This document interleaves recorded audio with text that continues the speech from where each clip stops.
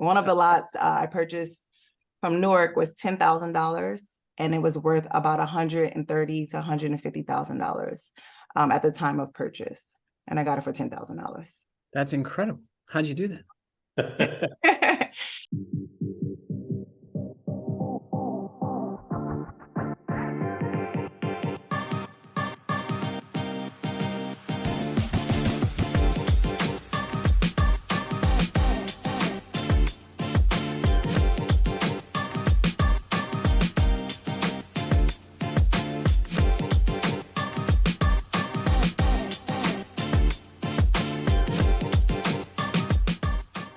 Hey guys, today we have another awesome episode of The BRRRR Show. I'm your co-host, Chad Gallagher, joined with Joel Kraut of BRRRR Loans. Buy, rehab, rent, refi, repeat. Meet the inspiring people using BRRRR to create wealth and their tactics so you can too. Let's do it.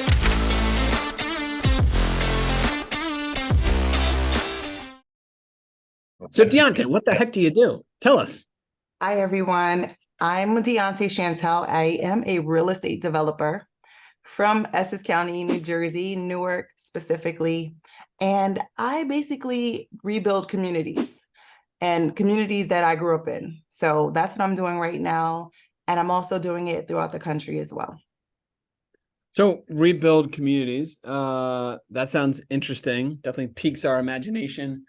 Maybe give us an example of like a project you worked on recently or something. So what I mean by rebuild communities, I do purchase infilled or vacant lands in urban areas, so in inner cities. And I pretty much use my imagination along with my team, and we build a house from the ground up. Currently, I'm working on right now 5 houses that we're building in Newark, New Jersey, and East Orange, New Jersey as well. So that's just a little synopsis of what I'm doing at the moment. I also have about 180 homes in the pipeline that I will be building in Kansas City, Missouri. So God willing, that'll be done, in the next 2 years. So who are you actually buying it from? Yes, so the 5 houses that I'm building right now, I collaborated with the city of Newark, New Jersey, and as well as the city of East Orange. And I bought these lots for about 90% off the market value. So one of the lots I purchased from Newark was $10,000, and it was worth about $130,000 to $150,000 at the time of purchase. And I got it for $10,000. That's incredible. How'd you do that? So how I did it, and I also teach people how to do it as well, by the way. But how I did it was, I knew that the city of Newark had over 3,000 lots for sale or had available, right? Well, at the time, I put together a proposal packet or a executive summary about who I was, who my team was as well. And I just submitted it. Like, I don't know how to add any extra guru sauce on it, but that's what I did. I found out what they were looking for in the community. Typically, Newark and every other city will put together a master plan, right? And they'll let you know, this is what the city is lacking. This is what we need, right? And what they needed at the time was affordable housing, luxury affordable housing. And now in 2023, they need it more than ever. But in 2019, when I started the process, they had a need for affordable housing, and I wanted to build towards that need. And I wanted to make sure it was luxury affordable housing. What I don't like, I hate to say this, I'm not complaining, but I'm just putting it out there. What I didn't like as a real estate professional, because I was a realtor throughout the years as well. And what I didn't like is in the urban communities, there were not luxury affordable options. And if I feel like I couldn't live in a rental with my daughter and I couldn't walk around barefooted, I wouldn't want to put anyone else there either, right? And that's how I operated as a real estate rental specialist.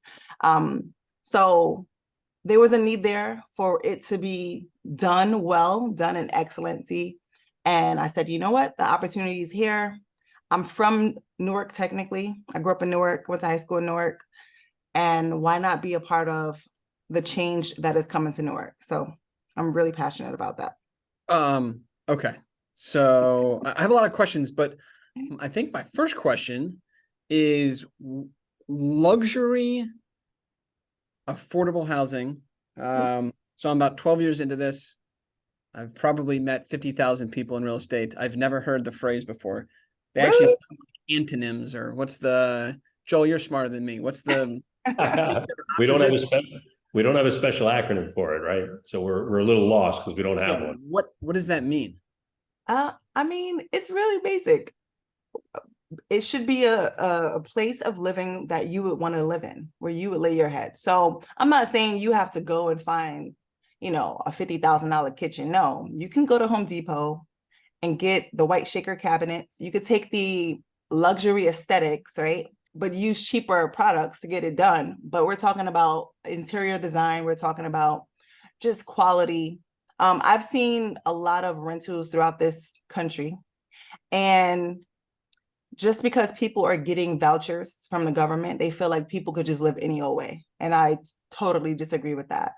We have to realize that these recipients of Section 8 and any other programs, they have small children. So we want to make sure it's a comfortable living space for them and their family.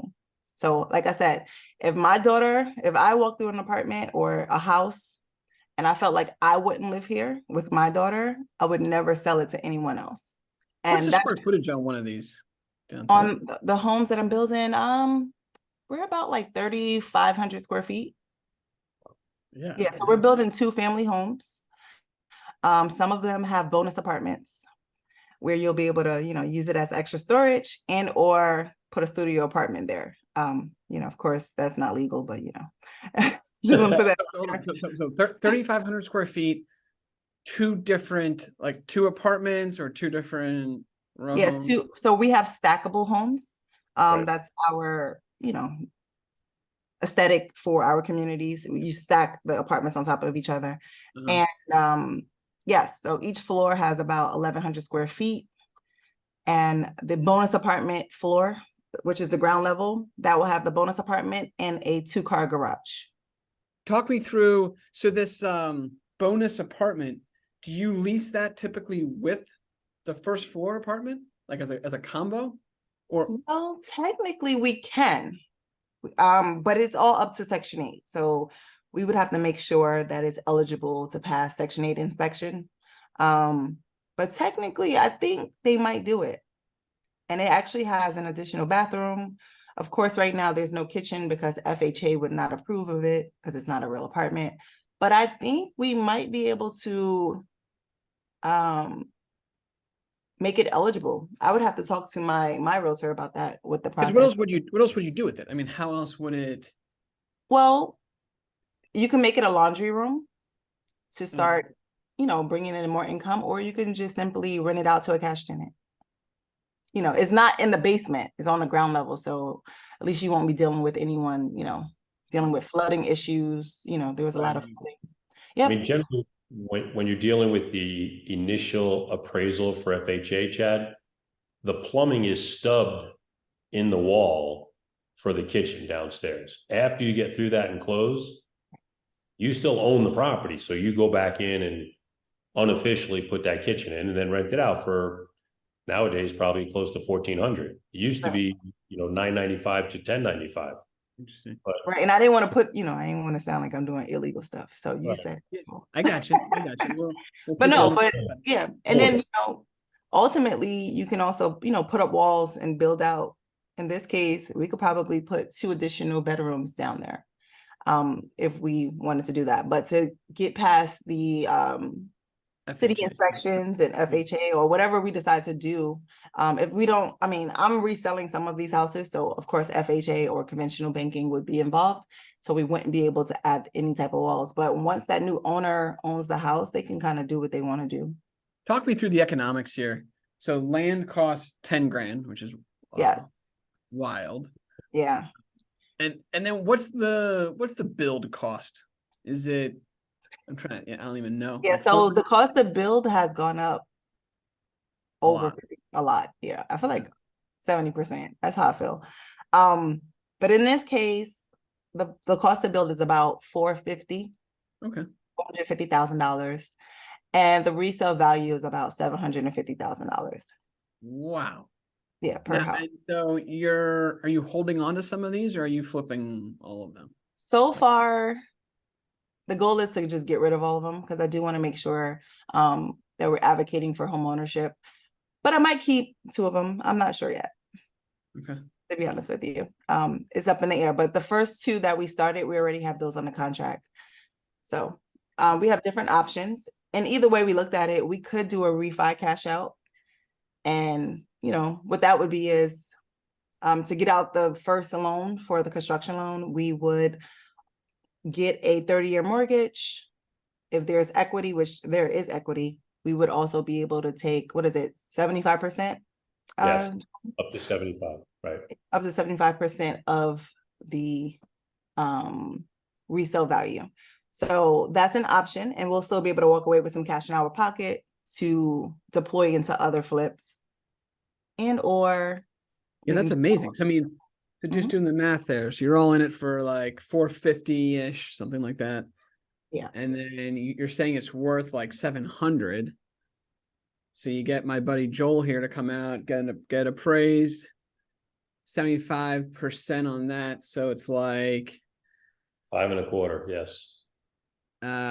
So you're walking away with a check of 50K or something like that. Yep. And then I'm still keeping it for cash flow. And actually some of the comps, depending on the neighborhood of Newark, some of the comps are 850, 875. Wow. Like it's going up every time another developer sells his house, it goes up. So, you know, we'll see where we are at once we're done with the Newark New Jersey project. Excuse me, guys. That's incredible. And by the way, now you own a brand new home if you keep it. So like, you know, your stress is nothing. You have great tenants. And you're saying these are like Section 8 tenants that you're then putting in? I mean, I can go with cash tenants. I do prefer Section 8 because Section 8 is never late. And that's my motto. And it's the truth. Like, I've never had any issues with any Section 8 voucher tenants at all, ever. And some of them, they didn't even have money for a security deposit. And I to this day, I still help them and I never regretted it. Now, I wouldn't recommend everybody listening to me to not get a security deposit, but sometimes, you know, as a single mother, I understand. I used to consider myself a single mother and I needed someone to help me. So I do try to help people as best as possible. And I never regretted even doing that. They kept the house in great shape. I never had to mow the lawn. I never had to shovel snow. They just treated it like it was their home. And that always made me happy as well. So. People should get security deposits. That's number one. But Yes, I like. They should. Yeah, man, that's super interesting what you're doing. Now, does the city put some zoning restrictions on what you're doing? Do they? Well, now, I mean, yes and no. So right now, Newark is going through a lot of changes, even with the ordinances for what you can build on 25 by 100 square foot lots. So basically a lot that's 2,500 square feet. Typically in a more suburban neighborhood, you would probably only be able to build a single family home. Newark is allowing at the moment 2-family homes, but they're voting in the option to do a 3-family home. So they're focused on density because it is an inner city. And whoever is now buying property from the land bank, which is a nonprofit that is distributing the city-owned properties at this point, they will have to do affordable housing. You would have to sell it to Section 8 tenants, or you would have to rent it to Section 8 tenants or whatever programs they have out there. But when I purchased, and because I started a while back, I don't have any cap on what to sell the house for, and I could pretty much sell it to who I want to sell it to. So there's different things happening right now in Newark. And yeah, I mean, but that's, you know, even if they said, hey, Dionte, you can't sell it for over 400,000. There's a lot of different programs out there that are state programs that are giving grants for gap funding. So at least the developers can make a developer fee. So you have grants, you have loans that are 0 interest, although they will take much longer for you to close with. there are some, little loopholes and gap funding you could tap into as a developer for the state. Or just hold on to it and rent it out of Section 8. I think that's what I would do. Yeah. Right? Yeah, you could and hold on to it. The problem is right now is the construction costs. So, if the construction cost was 300,000, right, we can get a whole house that's 3,500 square feet done for 300,000. It wouldn't be the issue, but since COVID, it has gone up to me about 70% for new construction. And that's across the board with prefab homes, with modular homes, and as well as stick built. First, a word about our sponsors. Hey guys, this is Chad Gallagher, your co-host here. And when you are in market for your next loan, highly recommend BRRRR loans. I actually used them on one of my latest loans. It was actually an interest-only product, which I really loved because if interest rates go down in the future, you can refinance the product. This is a great team. Joel and guys really know their stuff. They understand investing and have some awesome products for investors of all types. Check them out, BRRRR loans. Yeah. So you're doing this in Newark, but then you kind of slip something in there about you got 150 in Kansas City. Now, that's not like a suburb of Newark, right? No, it's Kansas City, Missouri, very similar to Essex County, New Jersey. I don't know how to compare it to where you're from, but Essex County, we have different melting pots. We have different income classes. And Kansas City, Missouri, we know them for winning the Super Bowl like 2 times in the last 4 years, right? Yeah. But they're a really large city. It's over 330 square miles. It's really large. So if you compare that to Newark, or where everybody knows New York. So it's like the 5 boroughs, it's part upstate New York, like it's all of that in one. So you have $1 million income brackets, you have low income brackets. So it's just a very diverse city. And the project that I'm doing over there was brought to me by a former politician who favored me, and he just liked me from day one. And he had a newbie developer who bought 50 acres of land from the city of Kansas City. And they pretty much needed some help with the funding. They needed help with just advisory about how to get it done. So I said, hey, I'll take a shot at it. And God willing, we'll be building about 180 houses, a mixed income, affordable housing. We're targeting people who work in the city of Kansas City who are teachers, because a lot of the teachers, the middle class community, cannot afford home ownership. So we want to make sure that's an option for them. And we're definitely going after the municipal workers, the police officers, the firefighters, the military, all of the Americans that cannot typically afford a house to own. So that's our target demographic. So a developer was working on it and was kind of failing. He wasn't failing. He just didn't know what to do. He just knew he owned the land. And he said, I'm going to build this and I'm going to build that. And he didn't really have the money for like the plan. So I helped him get the plans done. And then ultimately he didn't know how to get it funded. So that's something else that we're working on with him as well. But the main thing was getting it funded and getting the plans done. So the city of Kansas City actually gave him a grant for about $5 million. But in order for him to get the grant, he needed to submit the plans, and he didn't have the money for the plans. The plans for a project of that size is well over $100,000. So let's back up for a second. So you finish all the soft costs for what? $150,000, $250,000? Well, no, we didn't get that high, thank God. So in this case, because we're just gonna duplicate the models, we're at like 100, under 150,000. Yeah, we didn't go over that. That's providing you maybe 4 to 6 different model types for the lookalike laws or something? Yes. So that every house doesn't look exactly the same right next to it? Exactly, yep. Are there income restrictions on who you can sell to or who's eligible to buy from you, or? Yes, so we have restrictions on the AMI, right? So what that means is because we're going after a workforce demographic, they're not completely poor. right? They're not in the 30% AMI where they don't make more than $20,000 a year for a family of two. Like, it's not the extreme levels like that. We're focused on, the family of four that probably makes 100,000 a year, or maybe 80,000 a year, or something of that nature. Or it could be even a family of three or two that's making 80,000. So we're going after the people that are, again, working 9 to 5s. They're working in the communities that they live in. They want to own now. They are tired of renting. They want to own.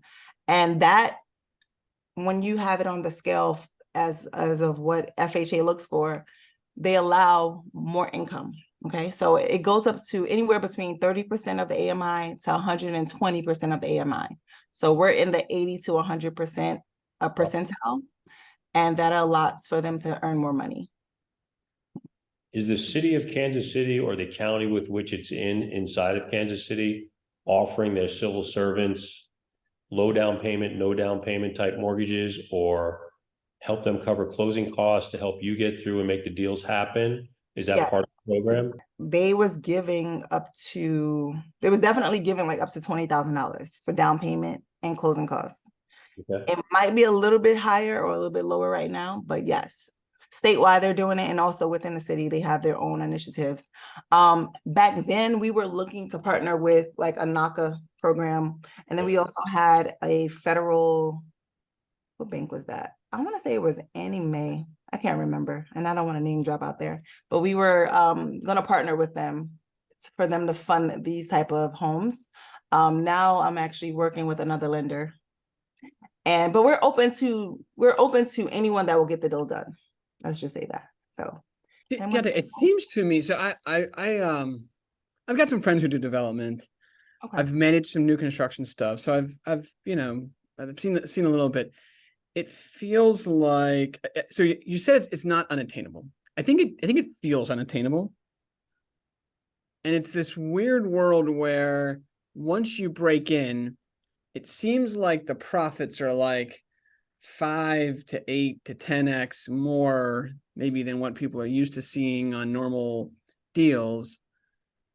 But like it does seem like part of the key is getting in to your first couple deals where maybe the city doesn't want to trust you. Yeah. You've made a comment a couple of times that different people like you. And I know you're kind of kidding, but I think there's like probably something to that. Is there a secret to the madness of, really deriving trust maybe from people? Well, let's just say I do have the favor of God. Okay, let's put that out there. I always have to include God in it, because if it wasn't for him, I wouldn't even be here. Okay, yeah, literally. That's good. That's good. But it is the favor of God, and it wasn't something that I prayed for. I pray for it more now, but it wasn't something that I even knew I had. But over time, I'm starting to notice like that was favor. Like even, the people at the city of Newark just giving me a shot, they really didn't have to.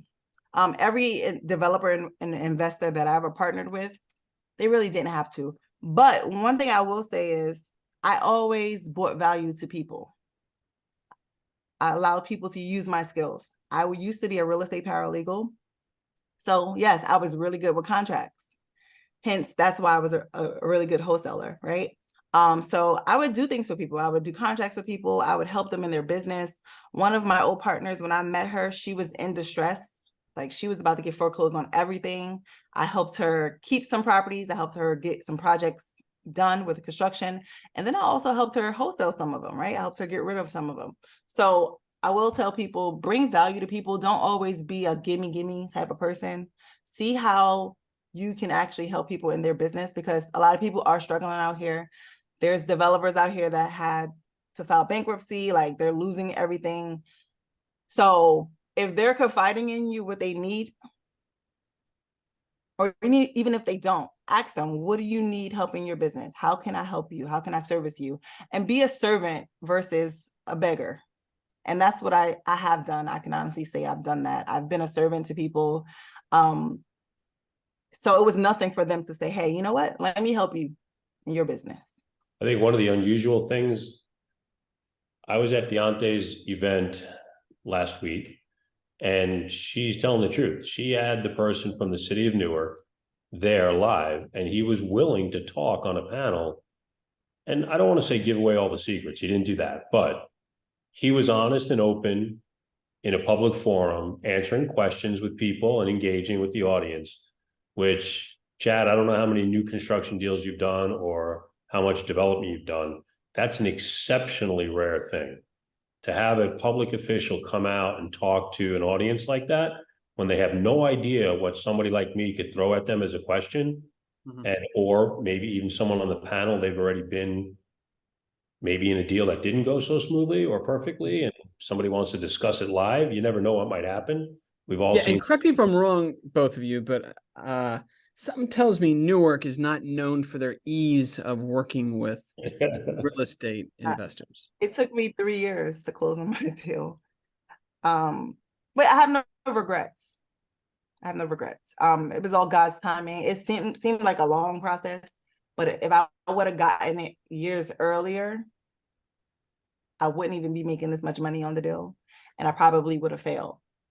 So let's just let y'all know, during the 3 years, I went through a couple of different building teams, and the building team that I had on the application, I probably would have been filing bankruptcy right now if I would have used them.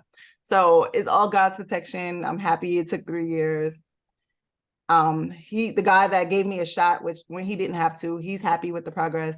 So everything worked out. Yes, a lot of people, even the partner that I was working with before, me and her separated during that time. She still didn't close on her land either. So it can sometimes be some bad things going on. And it mainly because of organization, but they have been building up their team to get the workload done. But yeah, everybody doesn't have a smooth process. So it took him courage to come after work, to come speak to the public. And that's because he loves what I'm doing. So I do have a nonprofit organization. During COVID, I built a brand called Journey to Develop Her, and it's a podcast, and it's about my real estate development journey as well as my spiritual development journey. And we turned it into a nonprofit so we can, bring awareness to the community and teach women and minorities about real estate development. We'll teach anybody. Don't feel like because you're not a come on, Dionte. You're running circles around me. I don't know shit about this stuff. Listen. I'm not discriminating against anybody, but Journey to develop, women, Chad. Right? There's no one really pouring into us sometimes for this space, not for development. It's a male-driven space. And if they are pouring into you, they're going to charge you thousands of dollars. Typically, what I do, the reason why I even reached out to BRRRR, I wanted them to sponsor. And what you did, you don't realize what you did, Joel. When you sponsored the amount you sponsored, I actually gave away 10 tickets to the event. So every dollar that we bring into the company or to the nonprofit, we give away tickets. So it's an educational thing to help. Right, it's an education minority women get into real estate. Yeah.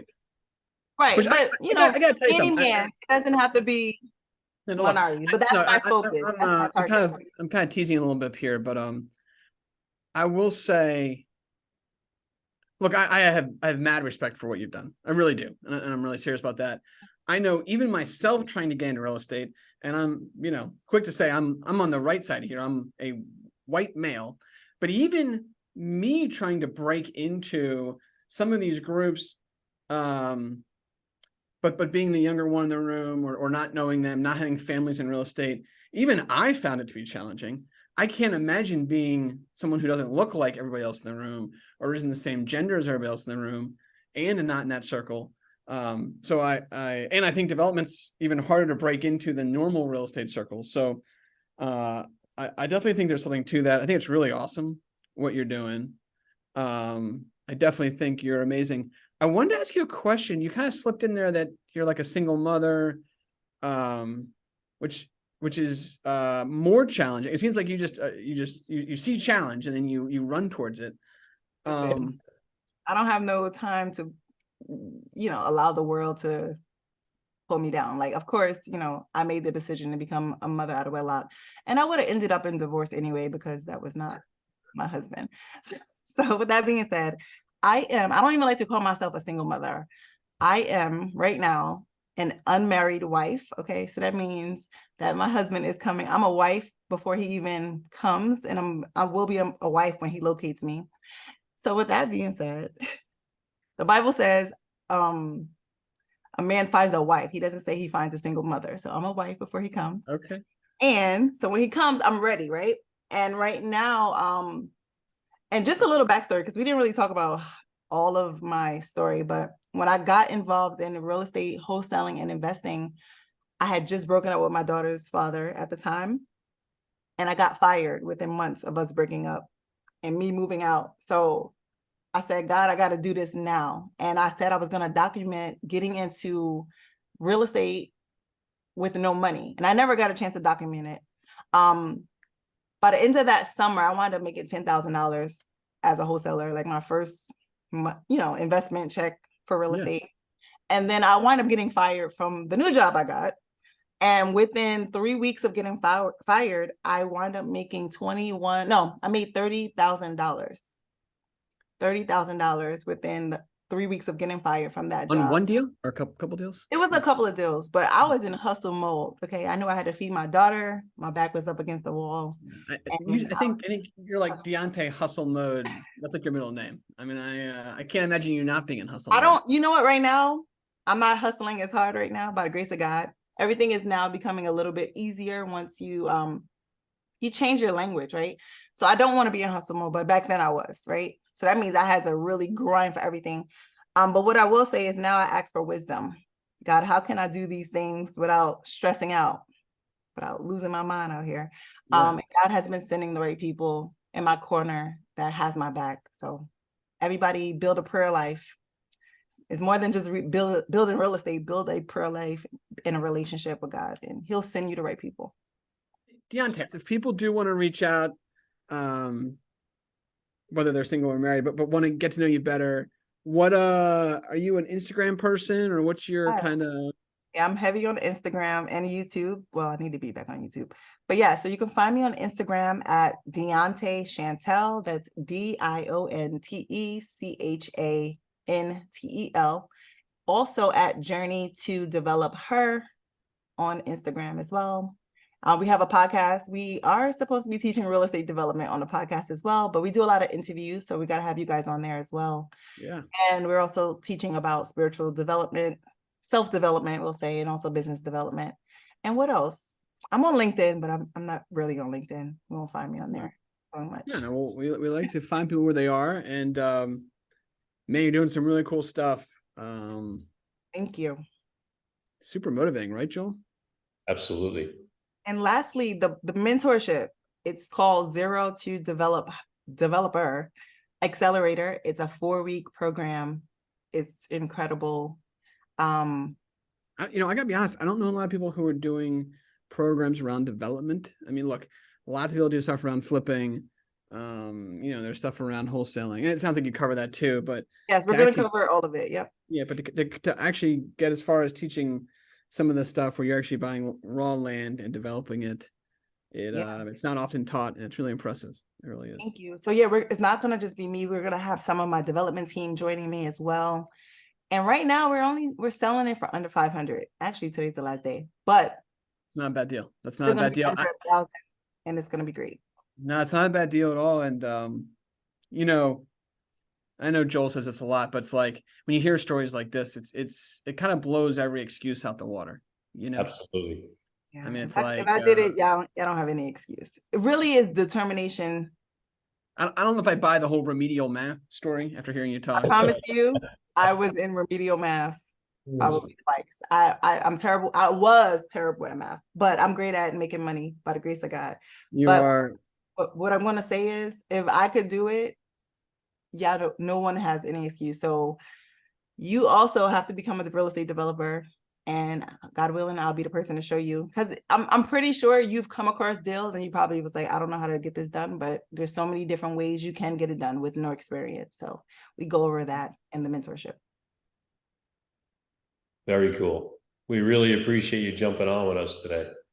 Good stuff. And I'm looking forward, obviously, as we come out of the weekend, we'll reconnect and just go over some of the other stuff off camera, but really appreciate you jumping on with us. Chad, we always like to keep them interesting. It's I know. never boring here on the BRRRR Absolutely podcast. not. Dionte, thanks so much for joining. And I look forward to talking to you more in the future. Thank you. And y'all have to come on the journey to develop her podcast, of course. That'd be cool. And That'd we'll be talk really soon. Yeah, my story's not near as exciting, but thanks so much for coming. And you're a stud. You're really awesome. Thank you so much, guys. All All right. Have a That's great a wrap. week. Take care. See ya. Thanks for listening to this edition of the Real Estate Hackers Show. If you've not yet become a member of Real Estate Hackers, you can do that for free at realestatehackers.com. Get access to all the amazing real estate hacker deals from incredible vendors on a ton of content and materials for you, the investor. You can follow Real Estate Hackers on Facebook, Instagram, YouTube, and TikTok. If you could give us a 5-star review for the podcast, I would personally really appreciate it. We read every review, and thank you so much for helping us grow this community for you, the real estate investor.